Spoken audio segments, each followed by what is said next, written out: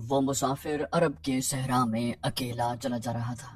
8 ہجری کے زمانے میں عرب کا وہ علاقہ جہاں مکہ اور مدینہ واقع ہے بڑا ہی خوفناک صحرا ہوا کرتا تھا، جلتا اور انسانوں کو جھلساتا ہوا ریگزار۔ ایک تو صحرا کی اپنی صعوبتیں تھیں، دوسرا خطرہ رہزنوں کا تھا۔ مسافر قافلوں کی صورت میں سفر کیا کرتے تھے، لیکن یہ مسافر اکیلا چلا جا رہا تھا۔ وہ اعلیٰ نسل کے جنگی گھوڑے پر سوار تھا۔ اس کی ذرہ گھوڑے کی زین کے ساتھ بندھی ہوئی تھی، اس کی کمر سے تلوار لٹک رہی تھی اور اس کے ہاتھ میں برچھی تھی۔ اس زمانے میں مردوں کے قد دراز، سینے چوڑے اور جسم گٹھے ہوئے ہوتے تھے۔ یہ اکیلا مسافر بھی انہی مردوں میں سے تھا، لیکن جس انداز سے وہ گھوڑے کی پیٹھ پر بیٹھا ہوا تھا اس سے پتہ چلتا کہ وہ شہسوار ہے اور وہ کوئی معمولی آدمی نہیں۔ اس کے چہرے پر خوف کا ہلکا سا بھی تاثر نہیں تھا کہ رہزن اسے لوٹ لیں گے، اسے اتنی اچھی نسل کا گھوڑا چھین لیں گے اور اسے پیدل سفر کرنا پڑے گا۔ لیکن اس کے چہرے پر جو تاثر تھا وہ قدرتی نہیں تھا۔ وہ کچھ سوچ رہا تھا، یادوں سے دل بہلا رہا تھا یا کچھ یادوں کو ذہن میں دفن کرنے کی کوشش کر رہا تھا۔ آگے ایک گھاٹی آ گئی، گھوڑا چڑھتا چلا گیا، خاصی بلندی پر جا کر زمین ہموار ہوئی۔ سوار نے گھوڑا روک کر اسے گھمایا اور رکابوں پر کھڑے ہو کر پیچھے دیکھا۔ اسے مکہ مکرمہ نظر آیا۔ مکہ افق کے نیچے چلا گیا تھا۔ اسے جیسے آواز سنائی تھی، ابو سلیمان اب پیچھے نہ دیکھو، مکہ کو ذہن سے اتار دو۔ تم مرد میدان ہو، اپنے آپ کو 2 حصوں میں نہ کٹنے دو، اپنے فیصلے پر قائم رہو، تمہاری منزل مدینہ ہے۔ اس نے مکہ کی سمت سے نگاہیں ہٹا لی، گھوڑے کا رخ مدینہ کی طرف کیا اور باغ کو ہلکا سا جھٹکا دیا۔ گھوڑا اپنے سوار کے اشارے سمجھتا تھا۔ نبی تلی چال چل پڑا۔ سوار کی عمر 43 برس تھی، لیکن وہ اپنی عمر سے جوان لگتا تھا۔ سلیمان اس کے بیٹے کا نام تھا، اس کے باپ کا نام الولید تھا، لیکن سوار نے خالد بن ولید کی بجائے ابو سلیمان کہلانا زیادہ پسند کیا۔ اسے معلوم نہ تھا کہ تاریخ اسے خالد بن ولید کے نام سے یاد رکھے گی اور یہ نام اسلام کی عسکری روایات اور جذبے کا دوسرا نام بن جائے گا۔ مگر 43 برس کی عمر میں جب خالد مدینے کی طرف جا رہے تھے، اس وقت وہ مسلمان نہیں تھے۔ چھوٹی چھوٹی جھڑپوں کے علاوہ وہ مسلمانوں کے خلاف 2 بڑی جنگیں، جنگ احد اور جنگ خندق لڑ چکے تھے۔ جب رسول کریم صلی اللہ علیہ وسلم پر 610 عیسوی بروز سوموار پہلی وحی نازل ہوئی، اس وقت خالد بن ولید کی عمر 24 سال تھی۔ اس وقت تک وہ اپنے قبیلے بنو مخزوم کی عسکری قوت کے قائد بن چکے تھے۔ بنو مخزوم کا شمار قریش کے چند ایک معزز خاندانوں میں ہوتا تھا۔ قریش کے عسکری امور اسی خاندان کے سپرد تھے۔ قریش خالد کے باپ الولید کے احکام اور فیصلے مانتے تھے۔ 24 برس کی عمر میں یہ حیثیت خالد کو بھی حاصل ہو گئی تھی، مگر اس حیثیت کو ٹھکرا کر خالد ابو سلیمان مدینے کو جا رہا تھا۔ کبھی وہ محسوس کرتے جیسے اس کی ذات سے کوئی قوت اسے پیچھے کو گھسیٹ رہی ہو۔ جب وہ اس قوت کے اثر کو محسوس کرتے تو ان کی گردن پیچھے کو مڑ جاتی، لیکن ان کی اپنی ذات سے ایک آواز اٹھتی، آگے دیکھ خالد، تو ولید کا بیٹا تو ہے لیکن وہ مر گیا ہے، اب تو سلیمان کا باپ ہے، وہ زندہ ہے۔ اس کے ذہن میں 2 نام اٹک گئے، محمد صلی اللہ علیہ وسلم جو ایک نیا دین لے کر آئے تھے، اور الولید جو خالد کا باپ اور محمد صلی اللہ علیہ وسلم اور آپ علیہ السلام کے نئے دین کا بہت بڑا دشمن تھا۔ باپ یہ دشمنی ورثے کے طور پر خالد کے حوالے کر کے دنیا سے اٹھ گیا تھا۔ خالد کے گھوڑے نے پانی کی مشک پر اپنے آپ ہی رخ بدل لیا تھا۔ خالد نے ادھر دیکھا، اسے گول دائرے میں کھجوروں کے درخت اور صحرا کے جھاڑی نما درخت نظر آئے۔ گھوڑا ادھر ہی جا رہا تھا۔ نخلستان میں داخل ہو کر خالد گھوڑے سے کود گئے۔ امامہ اتار کر وہ پانی کے کنارے 2 زانو ہو گئے۔ پانی چلو بھر بھر کر اپنے سر پر ڈالا اور 2-4 چھینٹے منہ پر پھینکے۔ ان کا گھوڑا پانی پی رہا تھا۔ خالد بن ولید نے اس چشمے سے پانی پیا جو صرف انسانوں کے استعمال کے لیے تھا۔ یہ ایک چھوٹا سا جنگل تھا۔ خالد نے گھوڑے کی زین اتاری اور زین کے ساتھ بندھی ہوئی چھوٹی سی ایک دری کھول کر جھاڑی نما درختوں کے جھنڈ تلے بچھائی اور لیٹ گئے۔ وہ تھک گئے تھے، تھوڑی دیر کے لیے سو جانا چاہتے تھے، مگر ان کے ذہن میں یادوں کا جو قافلہ چل پڑا تھا وہ انہیں سونے نہیں دے رہا تھا۔ انہیں 7 سال پہلے کا ایک دن یاد آیا جب ان کے عزیزوں نے محمد صلی اللہ علیہ وسلم کو قتل کرنے کا منصوبہ بنایا تھا، اور اس منصوبے میں خالد کا باپ الولید پیش تھا۔ وہ ستمبر 622 عیسوی کی ایک رات تھی۔ قریش نے رسول خدا صلی اللہ علیہ وسلم کو سوتے میں قتل کرنے کے لیے ایسے آدمی چنے تھے جو انسان کے روپ میں وحشی اور درندے تھے۔ خالد بن ولید قریش کے سرکردہ خاندان کے جوان تھے۔ اس وقت ان کی عمر 27 سال تھی۔ وہ حضور صلی اللہ علیہ وسلم کے قتل کی سازش میں شریک تھے، لیکن وہ قتل کے لیے جانے والوں کے گروہ میں شامل نہیں تھے۔ انہیں 7 سال پہلے کی وہ رات گزرے ہوئے کل کی طرح یاد تھی۔ وہ اس قتل پر خوش بھی تھے اور ناخوش بھی۔ خوش اس لیے کہ ان کے اپنے قبیلے کے ہی ایک آدمی نے ان کے مذہب کو، جو بت پرستی تھی، باطل کہہ دیا تھا اور اپنے آپ کو خدا کا پیغمبر کہا تھا۔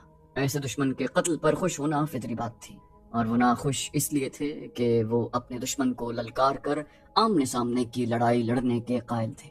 انہوں نے سوئے ہوئے دشمن کو قتل کرنے کی کبھی سوچی بھی نہ تھی۔ بہرحال انہوں نے اس سازش کی مخالفت نہ کی، لیکن قتل کی رات جب قاتل رسول خدا کو مقررہ وقت پر قتل کرنے گئے تو آپ علیہ السلام کا مکان خالی تھا۔ وہاں گھر کا سامان بھی نہیں تھا، نہ آپ علیہ السلام کا گھوڑا تھا، نہ اونٹنی۔ قریش اس امید پر سوئے ہوئے تھے کہ صبح انہیں خوشخبری ملے گی کہ ان کے مذہب کو جھٹلانے اور انہیں اپنے نئے مذہب کی طرف بلانے والا قتل ہو گیا ہے، نعوذ باللہ۔ مگر صبح وہ ایک دوسرے کو مایوسی کے عالم میں دیکھ رہے تھے۔ پھر وہ سرگوشیوں میں ایک دوسرے سے پوچھنے لگے، محمد کہاں گیا؟ رسول خدا صلی اللہ علیہ وسلم قتل کے وقت سے بہت پہلے اپنے قتل کی سازش سے آگاہ ہو کر یثرب کو ہجرت کر گئے تھے۔ صبح تک آپ علیہ السلام بہت دور نکل گئے۔ خالد کے ذہن سے یادیں پھوٹتی چلی آ رہی تھیں۔ ذہن پیچھے ہی پیچھے ہٹتے ہٹتے 16 برس دور جا نکلا۔ 613 عیسوی کی ایک شام رسول کریم صلی اللہ علیہ وسلم نے قریش کے چند ایک سرکردہ افراد کو اپنے ہاں کھانے پر مدعو کیا۔ کھانے کے بعد رسول کریم صلی اللہ علیہ وسلم نے اپنے مہمانوں سے کہا، اے بنی عبد المطلب، میں تمہارے سامنے جو تحفہ پیش کرنے لگا ہوں وہ عرب کا کوئی اور شخص پیش نہیں کر سکتا، اس لیے کہ اللہ نے مجھے منتخب کیا ہے۔ مجھے اللہ نے حکم دیا ہے کہ تمہیں ایک ایسے مذہب کی طرف بلاؤں جو تمہاری دنیا کے ساتھ تمہاری عاقبت بھی آسودہ اور مسرور کر دے گا۔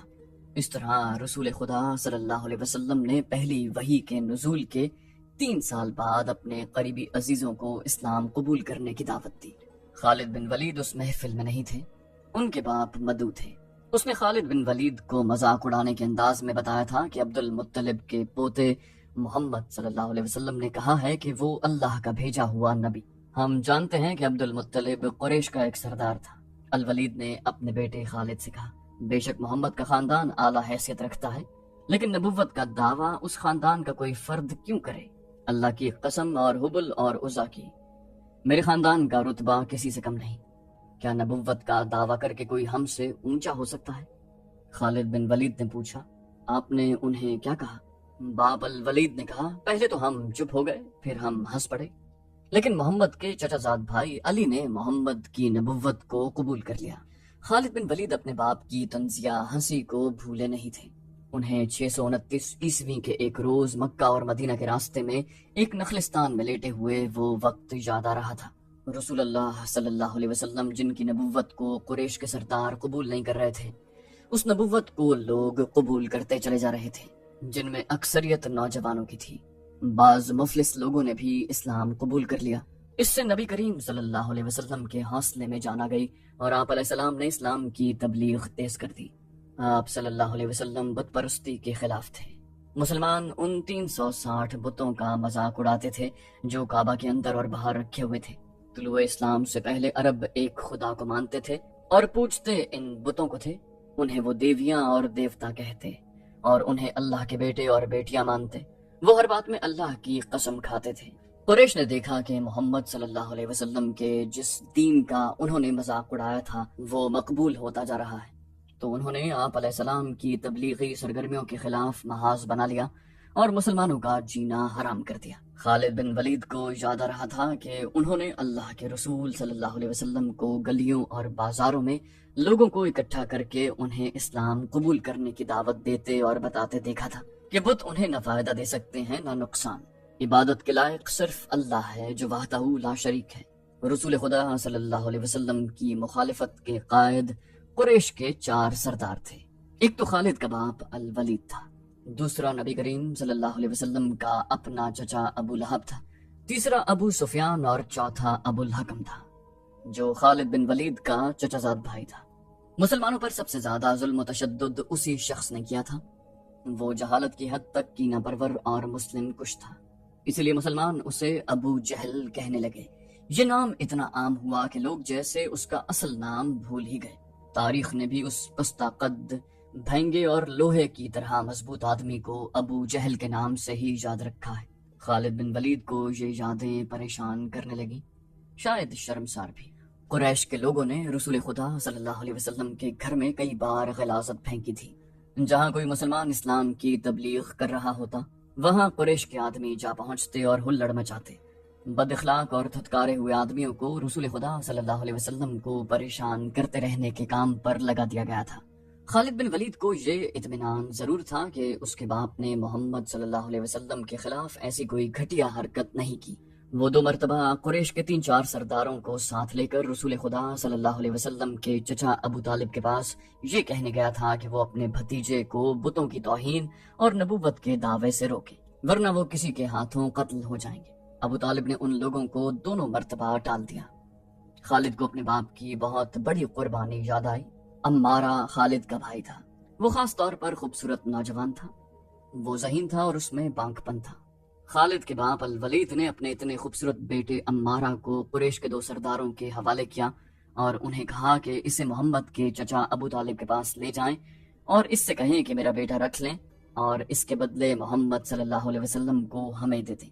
خالد اپنے باپ کے اس فیصلے پر کانپ اٹھا تھا، اور جب اس کا بھائی عمارہ دونوں سرداروں کے ساتھ چلا گیا تھا تو خالد تنہائی میں جا کر روئے۔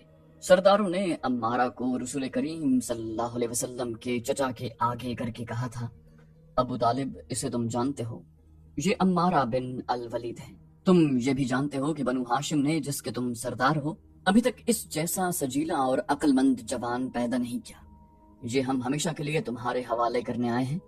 اسے اپنا بیٹا بنا کر رکھو گے تو یہ تمام عمر فرما بردار رہے گا، اور اگر اسے اپنا غلام بنا لو گے تو قسم ہے اللہ کی تم پر اپنی جان بھی قربان کر دے گا۔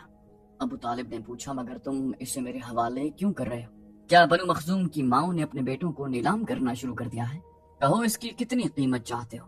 قریش کے ایک سردار نے کہا، اس کے عوض ہمیں اپنا بھتیجا محمد دے دو۔ تمہارا یہ بھتیجا تمہاری رسوائی کا باعث بن گیا ہے۔ اس نے تمہارے آباء و اجداد کے مذہب کو رد کر کے نیا مذہب بنا لیا ہے۔ کیا تم نہیں دیکھ رہے کہ اس نے قبیلے میں آدمی کو آدمی کا دشمن بنا دیا ہے؟ ابو طالب نے پوچھا، تم میرے بھتیجے کو لے جا کر کیا کرو گے؟ قریش کے دوسرے سردار نے جواب دیا، قتل۔ ہم محمد کو قتل کریں گے۔ یہ بے انصافی نہیں ہوگی؟ تم دیکھ رہے ہو کہ ہم تمہارے بھتیجے کے بدلے تمہیں اپنا بیٹا دے رہے ہیں۔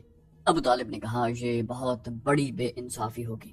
تم میرے بھتیجے کو قتل کرو گے اور میں تمہارے بیٹے کو پالوں گا اور اس پر خرچ کروں گا اور اسے بہت اچھی زندگی دوں گا۔ تم میرے پاس کیسا انصاف لے کر آئے ہو؟ میں تمہیں عزت سے رخصت کرتا۔ خالد بن ولید نے جب اپنے بھائی کو اپنے سرداروں کے ساتھ واپس آتے دیکھا اور سرداروں سے سنا کہ ابو طالب نے یہ سودا قبول نہیں کیا تو خالد بن ولید کو دلی مسرت ہوئی۔ خالد بن ولید کی ذات سے ایک سوال اٹھا، محمد صلی اللہ علیہ وسلم کا تم نے کیا بگاڑ لیا ابو سلیمان؟ انہوں نے خیالوں ہی خیالوں میں سر ہلایا اور دل ہی دل میں کہا، کچھ نہیں، بے شک محمد صلی اللہ علیہ وسلم کا جسم طاقتور ہے، لیکن رکانہ بن عبد یزید جیسے پہلوان کو اٹھا کر پٹکنے کے لیے صرف جسمانی طاقت کافی نہیں۔ رکانہ بن عبد یزید رسول کریم صلی اللہ علیہ وسلم کا چچا تھا جس نے اسلام قبول نہ کیا تھا۔ وہ عرب کا مانا ہوا پہلوان تھا۔ نامی گرامی پہلوان آئے جنہیں اس نے ایک ہی داؤ میں پٹخ کر اٹھنے کے قابل نہ چھوڑا۔ وہ وحشی انسان تھا، صرف لڑنا مارنا جانتا تھا۔ خالد کو وہ وقت یاد آنے لگا جب مسلمانوں کو دق کرنے والے 3-4 آدمیوں نے ایک دن رکانہ پہلوان کو خوب کھلایا پلایا اور اسے کہا تھا کہ تمہارا بھتیجا محمد صلی اللہ علیہ وسلم کسی کے ہاتھ نہیں آتا، نہ اپنی تبلیغ سے باز آتا ہے، نہ کسی سے ڈرتا ہے، اور لوگ اس کی باتوں کے جادو میں آتے چلے جا رہے ہیں۔ کیا تم اسے سیدھا نہیں کر سکتے؟ رکانہ نے اپنے چہرے پر مست بھینسے کا تاثر پیدا کر کے تکبر کے لہجے میں کہا تھا، کیا تم میرے ہاتھوں اس کی ہڈیاں توڑوانا چاہتے ہو؟ لاؤ اسے میرے مقابلے پہ، لیکن وہ میرا نام سن کر مکہ سے بھاگ جائے گا۔ نہیں، میں اس کے ساتھ لڑنا اپنی توہین سمجھتا ہوں۔ اس نے اکسانے والے آدمیوں کی بات نہ مانی۔ وہ کسی پہلوان کو اپنے برابر سمجھتا ہی نہ تھا۔ مسلمانوں کے دشمن خاموش ہو گئے، لیکن سوچتے رہے کہ رسول خدا صلی اللہ علیہ وسلم کو رکانہ کے ہاتھوں گرا کر آپ علیہ السلام کا تماشا بنایا جائے۔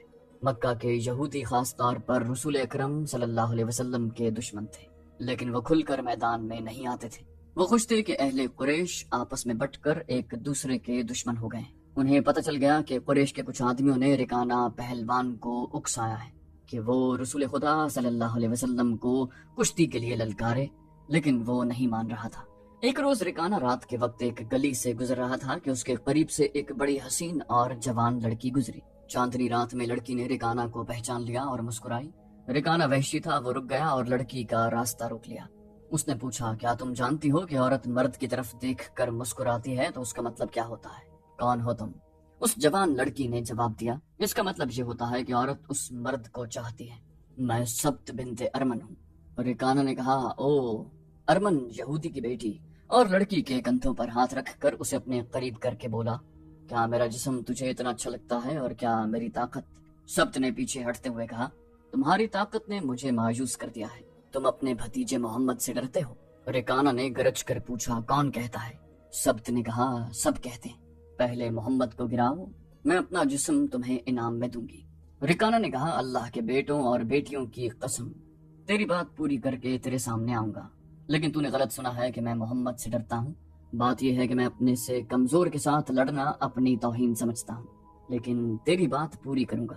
مشہور مورخ ابن ہشام نے لکھا ہے کہ رسول کریم صلی اللہ علیہ وسلم نے خود رکانہ پہلوان کو کشتی کے لیے للکارا تھا، لیکن دوسرے مورخ ابن الاسیر نے جو شہادت پیش کی ہے وہ یہ ہے کہ رکانہ نے محمد صلی اللہ علیہ وسلم کو کشتی کے لیے للکارا اور اس نے کہا تھا، میرے بھائی کے بیٹے، تم بڑے دل اور بڑی جرت والے آدمی ہو، میں یہ بھی جانتا ہوں کہ تم جھوٹ بولنے سے نفرت کرتے ہو، لیکن مرد کی جرت اور صداقت کا پتہ اکھاڑے میں چلتا ہے۔ آؤ میرے مقابلے میں اکھاڑے میں اترو، اگر مجھے گرا لو تو میں تمہیں اللہ کا بھیجا ہوا نبی مان لوں گا، اللہ کی قسم تمہارا مذہب قبول کر لوں گا۔ رسول خدا صلی اللہ علیہ وسلم نے رکانہ کی للکار کے جواب میں کہا، لیکن یہ ایک بھتیجے اور چچا کی کشتی نہیں ہوگی، ایک بت پرست اور سچے دین کے ایک پیغمبر کی لڑائی ہوگی، تو ہار گیا تو اپنا وعدہ نہ بھول جانا۔ مکے میں یہ خبر صحرا کی آندھی کی طرح پھیل گئی کہ رکانہ پہلوان اور محمد صلی اللہ علیہ وسلم کی کشتی ہوگی، اور جو ہار جائے گا وہ جیتنے والے کا مذہب قبول کر لے گا۔ قریش کا بچہ بچہ، مرد و زن اور یہودی ہجوم کر کے آ گئے۔ مسلمانوں کی تعداد بہت تھوڑی تھی، وہ تلواروں اور برچھیوں سے مسلح ہو کر آئے، کیونکہ انہیں خطرہ محسوس ہو رہا تھا کہ قریش کشتی کو بہانہ بنا کر رسول خدا صلی اللہ علیہ وسلم کو قتل کر دیں گے۔ عرب کا سب سے طاقتور اور وحشی پہلوان رکانہ بن عبد یزید رسول کریم صلی اللہ علیہ وسلم کے مقابلے پر اترا۔ اس نے رسول خدا صلی اللہ علیہ وسلم پر تنزیہ نظر ڈالی اور آپ علیہ السلام پر پھبتی کسی۔ آپ علیہ السلام مکمل خاموشی اور اطمینان سے رکانہ کی آنکھوں میں آنکھیں ڈال کر دیکھتے رہے کہ وہ بے خبری میں کوئی داؤ نہ کھیل جائے۔ رکانہ آپ علیہ السلام کے ارد گرد یوں گھوما جیسے شیر اپنے شکار کے ارد گرد گھوم گیا ہو اور اب اسے کھا جائے گا۔ ہجوم رسول اکرم صلی اللہ علیہ وسلم کا مذاق اڑا رہا تھا۔ مسلمان خاموش تھے، وہ دل ہی دل میں اللہ کو یاد کر رہے تھے۔ انہوں نے اپنی تلواروں کے دستوں پر ہاتھ رکھے ہوئے تھے۔ پھر نہ جانے کیا ہوا، رسول اکرم صلی اللہ علیہ وسلم نے کیا داؤ کھیلا۔ ابن الاسیر کہتا ہے کہ آپ علیہ السلام نے رکانہ کو اٹھا کر زمین پر پٹخ دیا۔ رکانہ زخمی شیر کی طرح اٹھا اور غرا کر آپ علیہ السلام پر حملہ آور ہوا۔ آپ علیہ السلام نے پھر وہی داؤ کھیلا اور اسے پٹخ دیا۔ وہ اٹھا تو آپ علیہ السلام نے اسے تیسری بار پٹخا۔ بھاری بھرکم جسم 3 بار پٹخا گیا تو کشتی جاری رکھنے کے قابل نہ رہا۔ رکانہ سر جھکا کر اکھاڑے سے نکل گیا۔ ہجوم پر سناٹا طاری ہو گیا اور مسلمان ننگی تلواریں اور برچھیاں ہوا میں لہرا لہرا اور اچھال اچھال کر نعرے لگا رہے تھے۔ رسول اللہ صلی اللہ علیہ وسلم نے للکار کر کہا، چچا رکانہ، اپنا وعدہ پورا کر اور یہی اعلان کر کے آج سے تو مسلمان۔ رکانہ نے قبول اسلام سے صاف انکار کر دیا، بولا یہ طاقت جسمانی نہیں تھی۔ خالد بن ولید نے نخلستان میں لیٹے لیٹے اپنے آپ سے کہا، رکانہ کو یوں 3 بار پٹخنا تو دور کی بات ہے، اسے کوئی پچھاڑ بھی نہ سکا تھا۔ رسول اکرم صلی اللہ علیہ وسلم کا تصور خالد کے ذہن میں نکھر آیا۔ وہ آپ علیہ السلام کو اچھی طرح سے جانتا تھا، لیکن اب وہ محسوس کر رہا تھا جیسے وہ محمد علیہ السلام کوئی اور تھے جنہیں وہ بچپن سے جانتا تھا۔ اس کے بعد آپ علیہ السلام نے جو رخ اختیار کیا تھا اس میں خالد آپ علیہ السلام کو نہ پہچانتا تھا۔ نبوت کے دعوے کے بعد خالد بن ولید کی آپ علیہ السلام کے ساتھ بول چال بند ہو گئی تھی۔ وہ آپ علیہ السلام کے ساتھ 2 ہاتھ کرنا چاہتے تھے، لیکن وہ رکانہ کی طرح پہلوان نہیں تھے۔ وہ میدان جنگ میں لڑنے والے اور لڑنے والوں کی قیادت کرنے والے جنگجو تھے، لیکن اس وقت مسلمان فوج کی صورت میں لڑنے کے قابل نہیں تھے۔